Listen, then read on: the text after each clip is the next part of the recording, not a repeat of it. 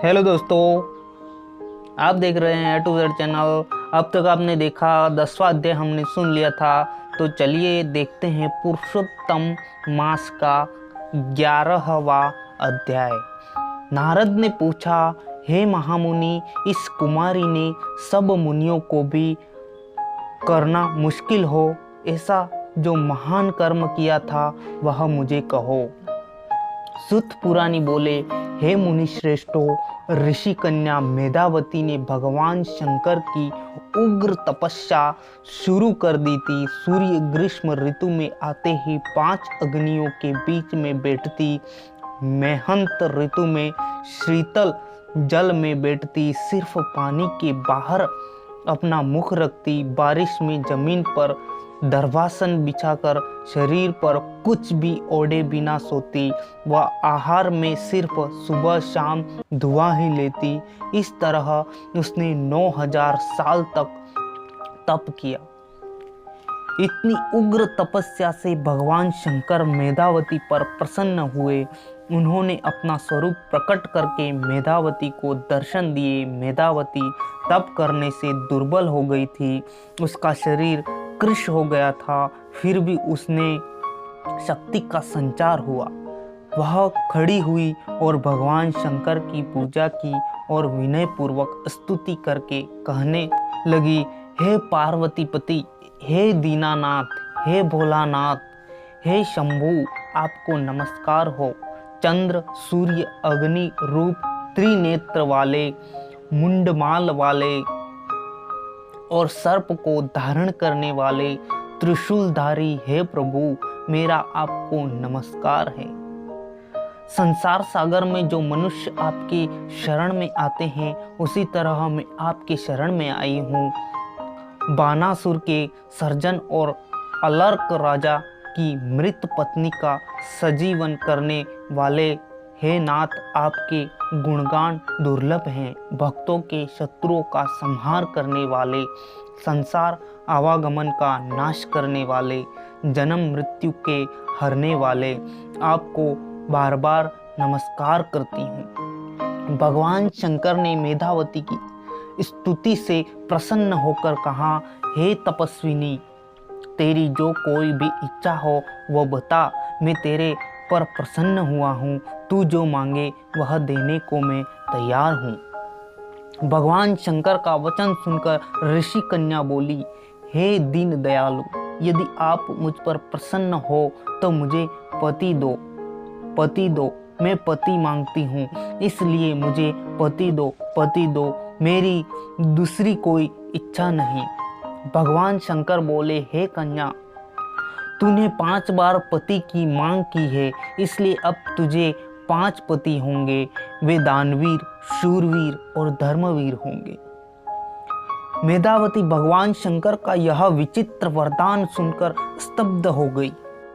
उसे यह सुनकर बड़ा दुख हुआ। उसने कहा, हे कैलाशपति, मैंने वरदान मांगा क्या, आपने दिया क्या? एक पति को 5 पत्नी हो ऐसा मैंने सुना है, परंतु एक स्त्री के 5 पति हो ऐसा मैंने कहीं भी नहीं सुना। मैं आपको ऐसा वर न देने की विनती करती हूँ। भगवान शंकर ने कहा, हे कन्या, मेरे वर में फर्क नहीं पड़ेगा। इस जन्म में नहीं तो अगले जन्म में 5 पति अवश्य होंगे।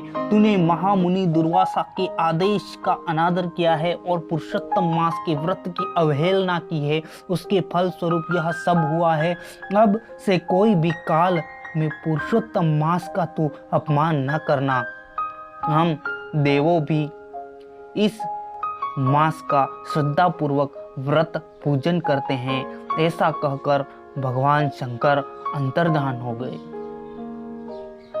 इति श्री बृहन्नारदीय पुराण के पुरुषोत्तम महात्म्य का मेधावती को शंकर का वरदान नामक 11वां अध्याय समाप्त हुआ। अब सुनते हैं पुरुषोत्तम मास की पावन कथा। श्रेष्ठ दान की कथा। विजयनगर के राजा रूपसेन बड़े दयालु और प्रजावत्सल थे। उनकी रानी तारामती भी विवेक और दयालु थी। विवाह हुए काफी वक्त बीता, फिर भी उन्हें एक भी संतान न हुआ। ईश्वर कृपा से पिछली उम्र में रानी की गोद भराई थी। एक लौता पुत्र होने से बहुत लाड प्यार से रखते थे। उसका ध्यान रखने के लिए नौकर हाजिर रहते थे। दिन ब दिन राजकुमार बड़ा होने लगा। राजकुमार को बड़े होते देखकर राजा बहुत खुश होते थे। इस तरह देखते देखते राजकुमार 15 साल का हुआ, तब यकायक यह बीमार हो गया। इससे राजा रानी को बहुत दुख हुआ। कुंवर को ठीक करने के लिए राजा ने देश परदेश से वैद्य को बुलाए, जोगी जाति और बुआओं को बुलाए, परंतु कोई उपाय से कुंवर ठीक न हुआ। रोग दिन ब दिन बढ़ने लगा। कितनी भी तरकीबें आजमा कर देखी, फिर भी कुंवर की तबीयत में जरा भी फर्क न पड़ता। राजा रानी कुंवर के बिस्तर के पास 24 घंटे बैठे रहते हैं। राज के कामकाज में ध्यान देते नहीं कि कुछ खाते पीते नहीं, बैठे बैठे भगवान की प्रार्थना करते हैं कि हे प्रभु, मेरे पुत्र को ठीक कर दो और मुझे ले लो। एक दिन की बात है, आधी रात का वक्त था। राजा रानी कुंवर के बिस्तर के पास बैठे थे। वहां राजा को एक अदृश्य आवाज सुनाई दी। हे राजन, तेरा कुंवर कोई दवा से ठीक ना होगा। यदि तुझे कोई उत्तम दान मिले तो ही वह ठीक हो सकता है। अभी पुरुषोत्तम मास चलता है, इसमें कोई उत्तम दान किया हो, उसका फल यदि तेरे कुंवर को अर्पण करने में आए तो उसके पुण्य के प्रभाव से वह ठीक हो जाएगा। इतना सुनते ही राजा की आंख खुल गई। राजा ने अदृश्य आवाज की बात रानी को बताई। थोड़ी आशा बंधी। दूसरे दिन राजा ने नगर में ढिंडोरा पिटवाया कि जिस किसी ने पुरुषोत्तम मास में श्रेष्ठ दान किया हो, उसका फल यदि कुंवर को अर्पण करने आए तो कुंवर का रोग मिट सकता है। इसलिए यह ढिंडोरा सुनकर जिन्हें राज के प्रति भावना और भक्ति हो तो वह अपना फल देकर राजवंश को बचा लेने का प्रयत्न करे। राजा उसकी कदर करेंगे। नगर में बहुत से धार्मिक मानव थे, बहुत से दानवीर थे। वो सब राजमहल में आने लगे। उन्होंने किया हुआ दान का फल कुंवर को देने लगे, परंतु कुंवर आंखें खोलता नहीं। राजा रानी निराश हो गए। उत्तम दान किसे कहना। 2 दिन बीत गए। कुंवर की बीमारी बढ़ने लगी। कुंवर अब घड़ी 2 घड़ी के मेहमान था।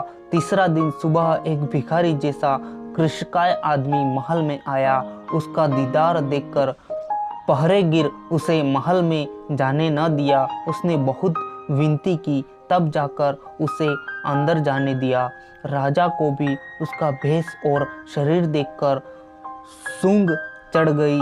वह नगर का तेली था। उसने राजा को प्रणाम करके कहा, महाराजा, मेरे दान के फल कुंवर को देने आया हूँ। राजा रानी उसके सामने कुतूहल से देख रहे थे। उनको बहुत अचरज हुआ। जिसको पहनने के लिए कपड़े नहीं, 4 दिन का भूखा लगता है, ऐसे इस गरीब मानव ने दान कहाँ से किया होगा। राजा तो ना कहने वाला था कि रानी ने इशारे से समझाया कि आंगन में आए हुए का दिल न दुखाया जाए। राजा ने तेली को फल देने की विनती की। तेली ने दाहिने हाथ में जल लेकर कहा, हे पुरुषोत्तम भगवान, इस पुरुषोत्तम मास में जो दान किया है वह जो आपको उत्तम लगता हो तो उसका फल मैं राजकुमार को देता हूँ। अच्छा करना न करना वह आपकी इच्छा। इतना कहकर उसने पानी कुंवर के मुख पर डालते ही कुंवर ने आंखें खोली और चारों ओर देखने लगा। बाद में रानी के पास पानी मांगा। रानी ने उसे पानी पिलाया। वह पानी पीकर बिस्तर में बैठ गया।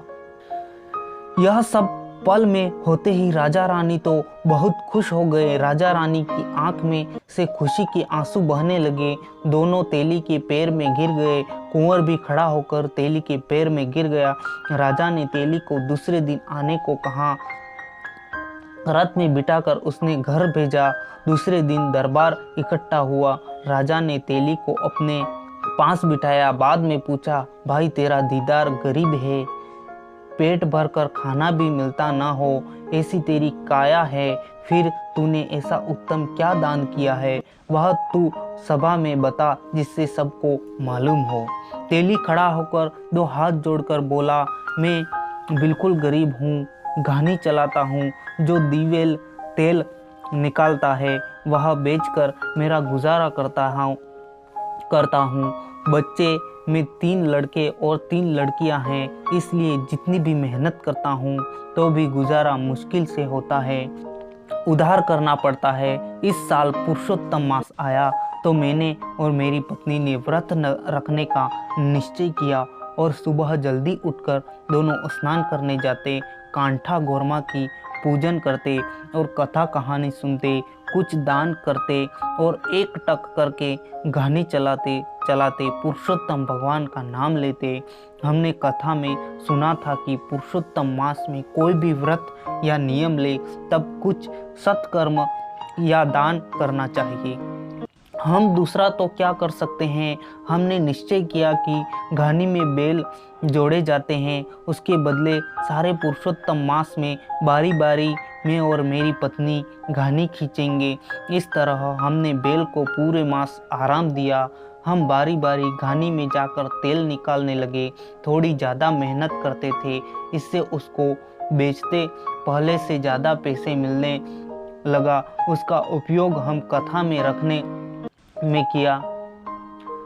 मैं और मेरी पत्नी हर रोज कथा सुनते जाते, तब दोनों एक पैसा कथा में ब्राह्मण के आगे रखते। ऐसा हम हर रोज करते। जब व्रत की पूर्णाहुति हुई तब आखिर दिन भी हम सच्ची मेहनत की कमाई के पैसों में से हमारी शक्ति के अनुसार व्रत का समापन किया। महाराज, यह जो मैंने बताया वह हमारे व्रत और दान की बात है। मैंने बैल को मुक्ति देकर सत्कर्म किया और सच्ची मेहनत की कमाई के पैसों का दान किया। वह उत्तम दान है कि नहीं, यह तो पुरुषोत्तम भगवान जाने, यह मैं कैसे कह सकता हूँ। तेली की बात खत्म होते ही आकाशवाणी हुई, तूने जो दान किया है वही श्रेष्ठ दान है। पूरा दरबार चकित हो गया। सबने तेली को प्रणाम करते वाह वाह बोलने लगे। राजा ने खड़े होकर 1000 सुवर्ण मुद्रा की थैली उसके हाथ में रखी, थोड़े गहने और कीमती कपड़े भेंट में दिए। कथा यहीं पर समाप्त होती है। अब सुनते हैं श्लोक। 10वां है कल्कि अवतार, दुष्ट जनों का वध करनार, धर्म को फिर से सुस्थिर करनार, श्री कृष्ण शरणम मम। प्रलय से उत्पत्ति तक यह है अद्भुत सरवैया। पार्थ को आपने स्वयं कहा, श्री कृष्ण शरणम मम। जन्म जीवन और मृत्यु की यह घटमाल है रहने वाली, अनुकंपा करो भक्ति की, श्री कृष्ण शरणम मम। बोलो पुरुषोत्तम भगवान की जय। थैंक यू सो मच दोस्तों वीडियो देखने के लिए, और चैनल को सब्सक्राइब कर लीजिए, लाइक कर लीजिए और शेयर भी कर लीजिए, ताकि मेरे नए से नए वीडियो अब तक सबसे पहले पहुंच जाए।